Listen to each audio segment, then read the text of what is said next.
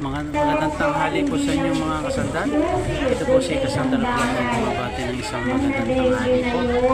Yan po, nandito po kami sa barangay sa Silangan Village po. At mayroon po nagkamayroon din ng dengue. Ang dengue po nilang positive ay 10 na po. At nagdagdagan po ng 4 po ngayon ng dengue. Yan po, mayroon kasama na po namin yung pag-test namin sa dugo.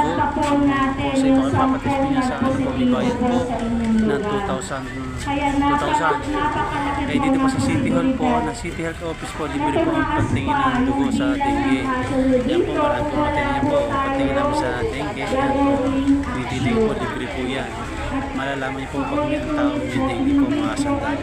Libre mo gamot po kami dyan at libre po check up din po yan mga kasandal. At yan po, hanggang dito na lang po mga kasandal. Salamat po at magandang hapon po sa inyo.